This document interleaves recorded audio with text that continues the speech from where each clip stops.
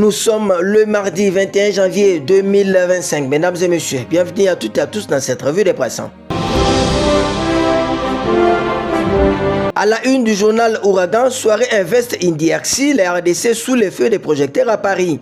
La rencontre réunira dirigeants congolais, investisseurs de renom et chefs d'entreprise actifs en RDC. À l'invitation de B3 Agency et Tony Parker, la légende de basketball français et ambassadeur de la RDC, la manifestation est organisée sous le haut patronat du président Félix Tshisekedi. Pays riche en solutions, le Congo-Kinshasa se distingue par une population jeune et dynamique, des ressources hydrauliques et minières inégalées ainsi qu'une biodiversité unique. Tony Parker mobilise son réseau d'investisseurs internationaux dans le cadre de son mandat présidentiel. En plus du cocktail dînatoire, un panel animé par des personnalités et autorités congolaises viendra enrichir la soirée. Il apportera des éclairages sur les opportunités économiques du pays et favorisera les échanges entre les investisseurs et décideurs présents. Des brillants orateurs feront des exposés parmi lesquels le ministre congolais de la communication et médias Patrick Muyaya Katembwe, la DG de l'Agence nationale pour la promotion des investissements NAPI, Rachel Mpungu Luamba, l'ambassadeur de la RDC expert mandaté par le président Félix Tshisekedi, Tony Parker, ainsi que Moustapha Rawaji, le patron de la Robanka. Invité au Forum économique mondial, Félix Tshisekedi de la RDC positionné au cœur des enjeux à Davos, la grosse exclamation du quotidien d'action et de développement, la prospérité. En quoi notre consoeur Davos en Suisse accueille depuis hier, lundi 20 janvier 2025, la 55e édition du Forum économique mondial. Il s'agit d'un événement de haute importance qui réunit des dirigeants politiques, des chefs d'entreprise, des universitaires, des influenceurs et des organisations non gouvernementales pour échanger sur les principaux défis mondiaux et régionaux. Le forum est placé cette année sous le thème « Collaborer à l'ère de l'intelligence ».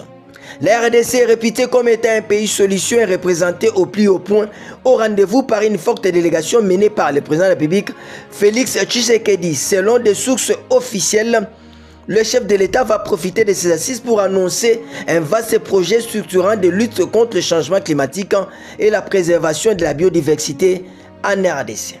Saluons l'arrivée dans les banquets rayons de la capitale d'un tout nouveau confrère. Il s'agit de 24 News Hebdo qui pour son tout premier numéro titre à la une les priorités des Fachi en 2025, sécurité bien-être des Congolais, rayonnement de la RDC sur le plan international.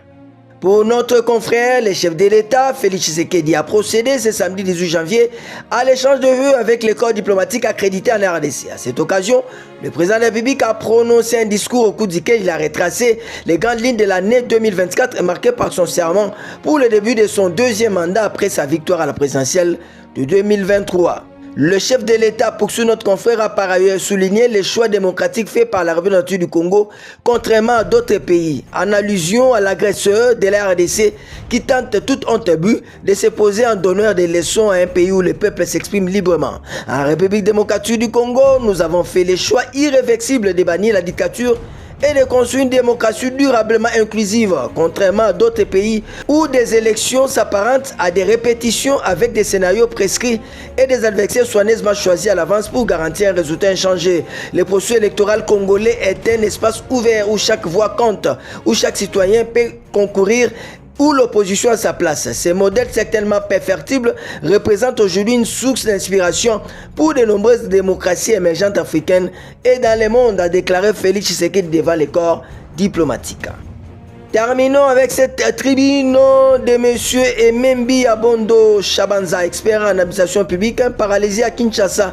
La grève des transporteurs, miroir d'une misère urbaine et d'une gouvernance défaillante, rapporte le site d'information générale pifoinfo.net. La grève des transporteurs qui a paralysé Kinshasa récemment construit bien plus qu'un simple conflit entre conducteurs et les gestionnaires étatiques. Elle met en lumière une crise systémique révélant les défaillances profondes des structures publiques chargées du transport urbain. Au cœur de ces débâcles se trouve la gestion calamiteuse de la société transport du Congo Transco, un organisme qui, bien qu'établi avec de grandes ambitions, symbolise aujourd'hui l'échec éclatant des politiques publiques en matière de mobilité urbaine.